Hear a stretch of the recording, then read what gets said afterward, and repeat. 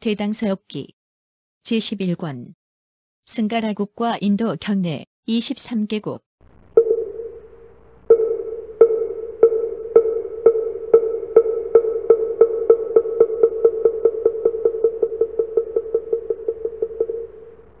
그리하여 온갖 교태를 부리면서 그들을 맞으러 나아가 성으로 유혹하려 하였다. 왕은 본래부터 그 속임수를 알고 있었으므로 병사들에게 주문을 외우며 공격하게 하였다. 나찰녀들은 그들의 세력에 밀려서 어지럽게 쓰러지고 흩어졌다. 어떤 이들은 외딴 섬으로 도망쳐 숨고 어떤 이들은 물에 떠내려가 버렸다. 그리하여 찰성을 부수고 절로 된 감옥을 허물고서 상인들을 구출해낼 수 있었으며 나아가 많은 보배들을 얻었다. 그는 백성들을 모아 보주로 이주의 도읍을 세우고 마침내 건국하였다. 이로 말미암아 왕의 이름으로 국호를 삼았던 것이다. 승가라는 석가열애의 본생의 일이다. 승가라국은 예전에는 오직 사교만을 섬겼다. 그런데 부처님께서 세상을 떠나신 뒤 100년째 되던 해에 무왕의 동생인 마헤인타라가 애욕을 버리고 출가하여 성과를 구하고자 뜻을 일으켰다. 그는 육신통을 얻고 8해탈을 갖추었으며 자유롭게 허공을 밟고 다니다가 이 나라에 오게 되었다. 그리하여 정법을 널리 펼치고 부처님의 가르침을 퍼뜨렸다. 그 이후로 나라의 풍속은 부처님에 대한 깨끗한 믿음을 갖게 되었다. 가람은 100곳이 있고 승도들은 2만여 명이 있는데 그들은 모두 대승의 상좌부법을 준수하고 행하고 있다. 부처님의 가르침이 이 나라에 퍼진 지 200여 년이 되자 각자 자신들의 전문적인 학문을 천명하게 되었으며 크게 입으로 나뉘어져 성립되었다. 그중 하나는 마하비하라주부인데 대승을 배척하고 소승의 가르침을 익히고 있다. 또 다른 하나는 아발사기리주부로서 이승을 겸하여 익히고 널리 삼장을 펼치고 있다.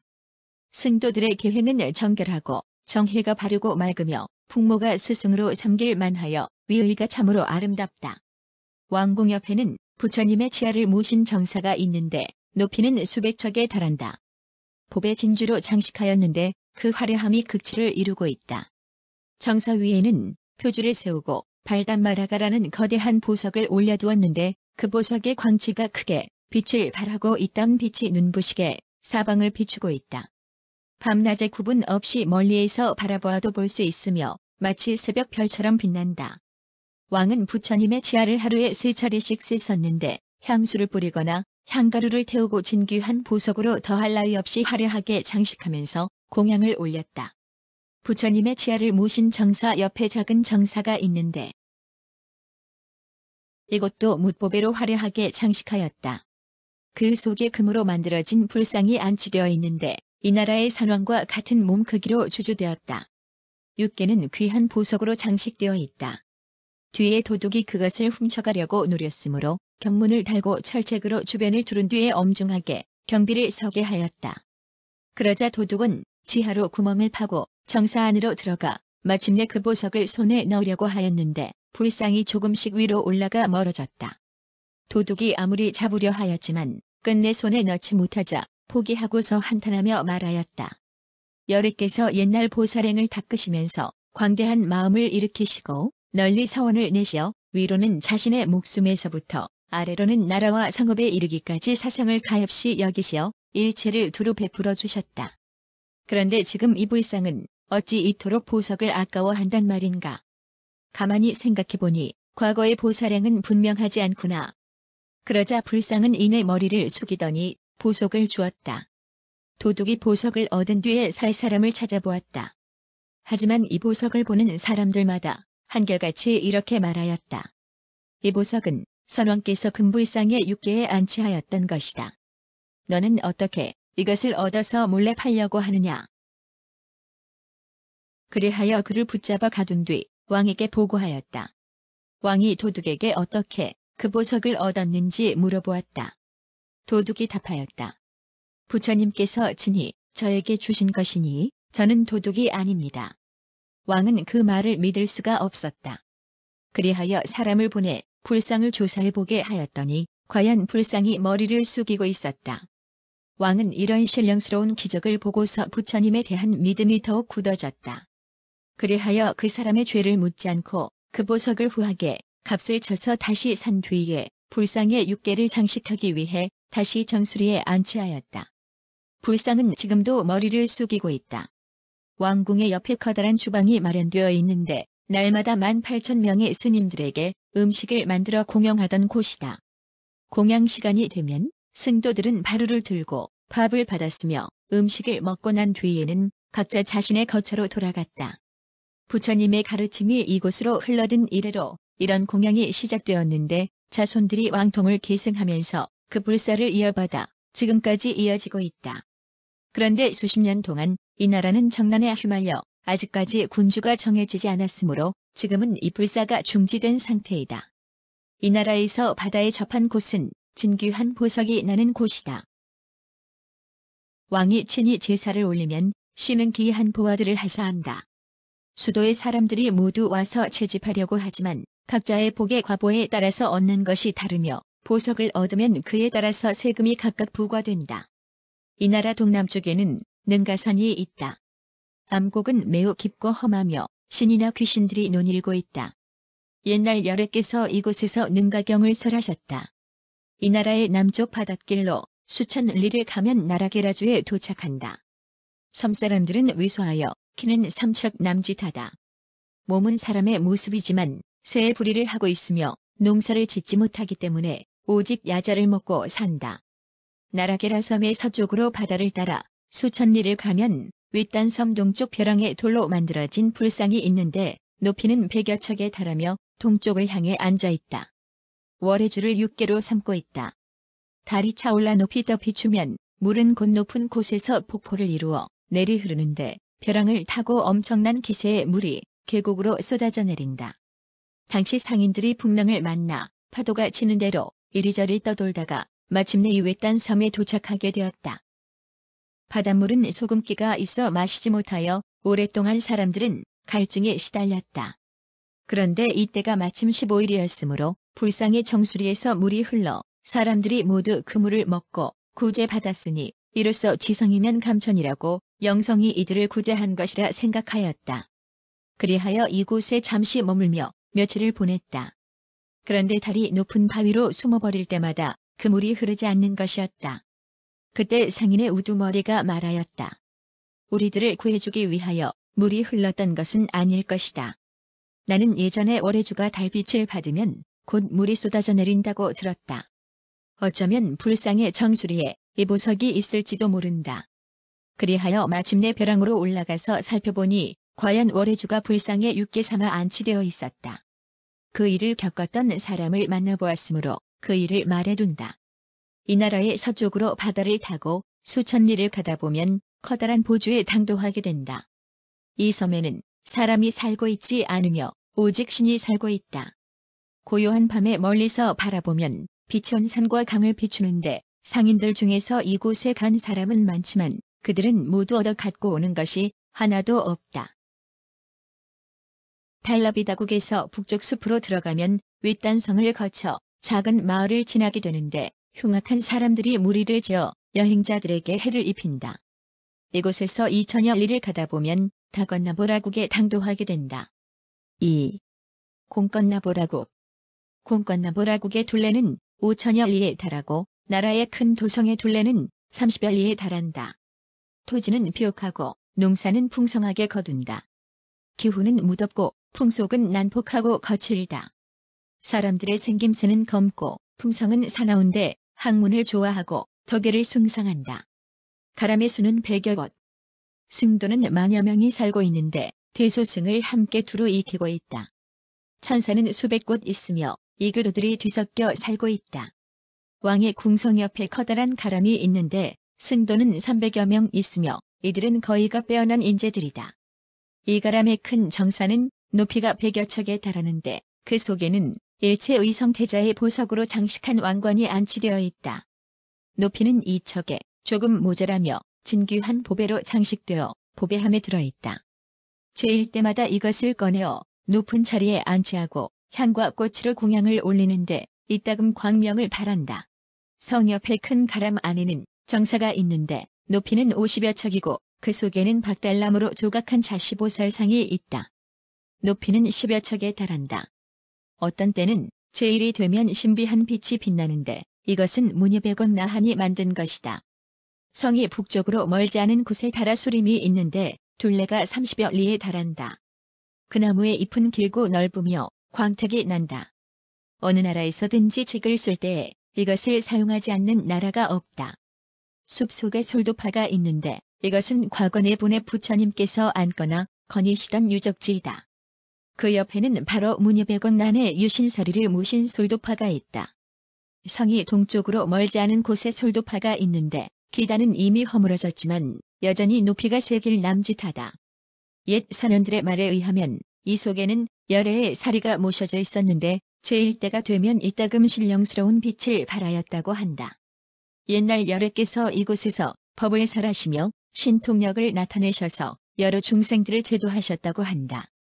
성이 서남쪽으로 멀지 않은 곳에 솔도파가 있는데 높이는 100여 척이며 무왕이 세운 것으로 문이백원 나한이 이곳에서 위대한 신통을 나타내어 중생을 제도한 곳이다. 곁에는 가람이 있는데 오직 기단만이 남아있다. 이것은 그 나한이 세운 것이다. 이곳에서 서북쪽으로 가면 커다란 숲으로 들어가게 되는데 이 숲에는 사나운 맹수들이 사람들을 해치고 도적대가 잔인한 행위를 한다. 이곳에서 2400 내지 2500여 리를 가다 보면 마하랄타국에 이른다. 3. 마하랄타국. 마하랄타국의 둘레는 6000여 리에 달하며 나라의 큰 도성은 서쪽으로는 대하에 접해 있는데 둘레는 30여 리에 달한다. 토지는 비옥하며 농사는 풍성하다. 기후는 무덥고 풍속은 순하고 질박하다. 사람들의 생김새는 건장하며 성품은 오만하다. 은혜를 입으면 반드시 갚고 원한이 있으면 반드시 복수를 한다. 만일 능욕을 당하면 목숨을 바쳐서 원수를 갚는다. 위급한 일을 당하면 의기투합하여 제 몸을 잇고 도와주며 만일 원수에게 복수를 할 때면 반드시 먼저 알린다. 그리하여 각자 갑옷을 입은 뒤에 봉을 들고 싸운다. 싸움에 임해서는 패배한 자를 내쫓지만 항복하면 죽이지 않는다. 병사가 패배할 경우 형벌을 가하지 않지만 여자의 옷을 내려준다. 그러면 그들은 분개하여 스스로 목숨을 끊는다. 나라에서는 수백 명에 달하는 용사들을 양성하는데 언제나 결전에 임할 때가 되면 크게 취할 정도로 술을 마신다. 그리하여 한 사람이 상대의 선봉을 꺾으면 수많은 사람들이 뒤이어 그 종의 부대를 꺾는다.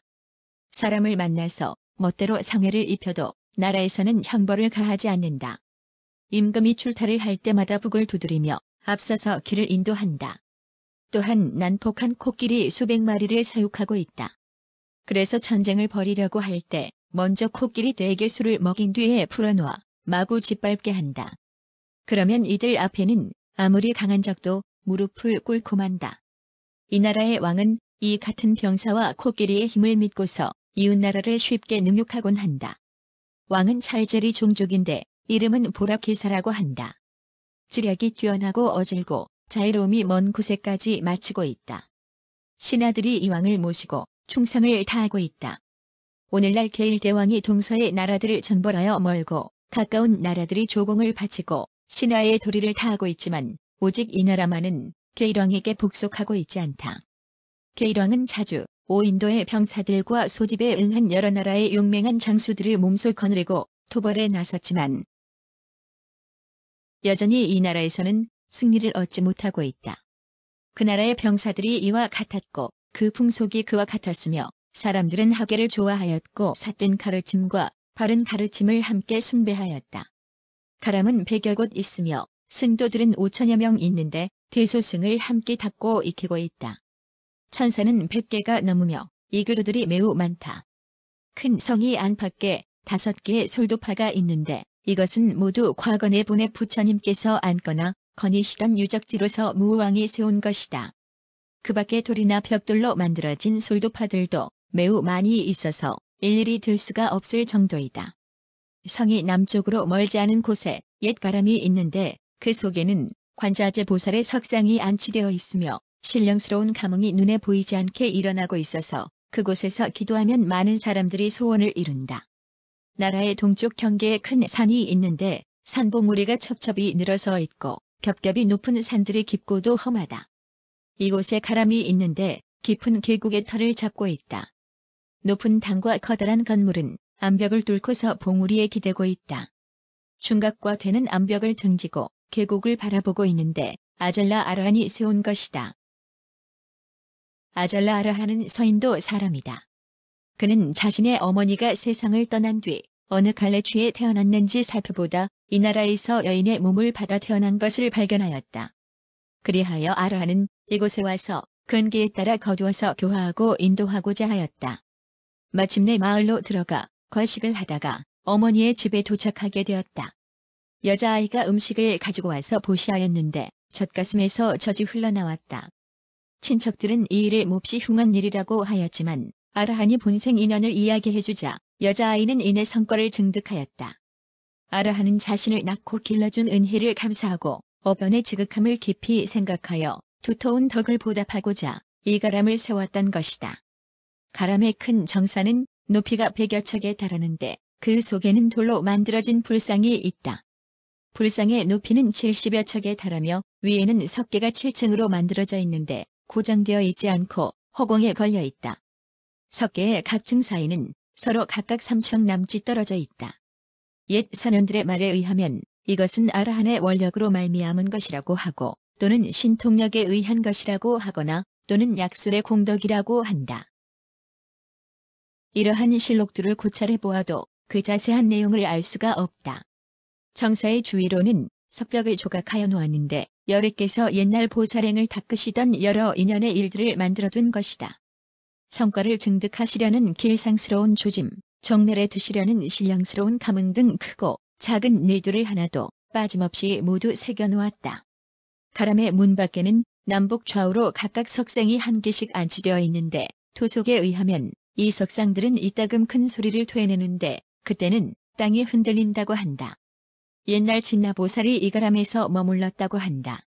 이곳에서 서쪽으로 천여 리를 가서 네말타를 건너면 발록갈첩 파국에 도착한다. 4. 발록갈첩 파국.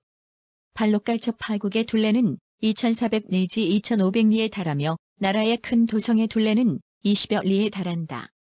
토지는 염분이 많아서 초목이 매우 드물다. 바닷물을 끓여서 소금을 만드는데 바다의 의지에 생계를 꾸려가고 있다. 기후는 무덥고 회오리 바람이 느닷없이 일어나곤 한다. 풍속은 각박하고 사람들의 성품은 남을 잘 속인다. 하기를 알지 못하고 삿된 가르침과 바른 가르침을 함께 믿는다. 가람은 10여 곳 있고 승도들은 300여 명 있는데 이들은 대승의 상주화부법을 익히고 있다. 천사는 10여 곳 있고 이교도들이 뒤섞여 살고 있다. 이곳에서 서북쪽으로 2000여 리를 가다 보면 마라파국에 도착한다. 5. 마라파국. 마라파국의 둘레는 6000여 리에 달하고 나라의 큰 도성의 둘레는 30여 리에 달한다. 마키하 동남쪽에 의거하고 있으며 토지는 비옥하고 농사는 매우 풍성하다. 초목이 무성하고 꽃과 열매가 번성하다. 특히 보리가 잘 자라고 병초를 많이 먹는다. 사람들의 성품은 선량하고 순하며 대체로 총명하다. 말은 우아하고 낭낭하며 하계에 뛰어나고 깊이가 있다. 오인도의 나라 중에서는 두 나라가 학문을 중시하는데 서남쪽의 마라파국과 동북쪽의 마게타국이다. 덕을 귀하게 여기고 인을 숭상하며 명민하고 학문의 열성이다. 그런데 이 나라는 삿된 가르침과 바른 가르침을 함께 믿고 있다. 가람은 수백 곳 있고 승도들은 2만여 명 있는데 이 사람들은 소승의 정량부법을 익히고 있다. 천사는 수백 곳 있으며 이 교도들이 매우 많이 무리를 지어 살고 있는데 대부분은 온몸의 죄를 바른 무리들이다. 이 나라의 기록에 의하면 60년 전 시라질달라는 이름의 왕이 있었는데 이 왕은 기지가 넘치고 지혜로웠으며 재능이 있고 학문에 두루 능통하여 명민한 데다 사생을 사랑으로 기르고 삼보를 공경하고 숭배하였다. 태어나서 세상을 떠나기까지 얼굴에 분노하는 기색을 띤 적이 없고 한 번도 살생을 저지른 적이 없었다. 코끼리나 말이 물을 마실 때도 물을 거른 뒤에 마시게 하였다. 왜냐하면 물에 사는 생명체가 다칠까 우려했기 때문이다. 그 인자함이 이와 같았으므로 그가 제위하던 50여 년 동안 야수들이 사람들과 친해졌고 온 나라의 인민들이 한결같이 살생을 하지 않았다. 자신이 기거하는 궁 옆에 정사를 세웠는데 그 빼어난 솜씨는 장엄함의 극치를 이룬다. 그 속에 칠불세존의 상을 만들어서 모셨다. 그리고 해마다 언제나 무차 대회를 마련하여 사방의 승도들을 불러 모았고 4가지 물건으로 공양을 올렸으며 또는 사무이와 도구 또는 질보와 진귀한 보석들로 공양을 올렸으니 이 일은 대대로 이어져서 그의 아름다운 업이 끊이지 않았다. 큰 성이 서북쪽으로 20여 리를 가다 보면 바라문의 마을에 도착한다. 그 곁에 구덩이가 있는데 여름과 가을에 비 내리는 절에도 열흘 정도만 물이 고여 있을 뿐이다. 비록 많은 강물이 흘러들고 있지만 물이 고여 있지 않다. 그 옆에는 작은 솔도파가 세워져 있는데 옛 선원들의 기록에 의하면 옛날 매우 교만하였던 바라문이 산채로 지옥에 떨어졌던 곳이라고 한다. 옛날 이 마을에 어떤 바라문이 살고 있었는데 그는 태어나면서부터 박식하였고 그의 학문은 당시의 인재들 중에서도 가장 뛰어났다. 그는 불경과 외도의 전적에 깊은 이치를 두렵게 뚫었으며 역법과 천문도 손바닥을 들여다보듯 환하였다. 뿐만 아니라 그의 풍모는 청정하고 고상하였으며 그의 명성은 먼 곳까지 널리 알려졌다. 왕도 그를 매우 공경하였고 그 나라 사람들도 그를 높이 기리고 모셨으며 그의 도를 즐기고 풍모를 흠모하는 문하 사람들은 천여 명을 헤아렸다. 그는 언제나 이렇게 말하였다. 나는 세상 사람들을 위해서 태어났다. 성현들의 말을 전해 범부들을 인도하니 나보다 앞서 태어났거나 내 뒤에 등장할 그 어떤 성현들도 나와 비교할 만한 자가 없을 것이다. 사람들은 저대저 제천이나 파수천, 나라연천, 불세존과 같은 자들에게 모두 경도되어 그 가르침을 이어받으며 그 형상들을 그려서 앞다투어 기도하고 공경하고 있다.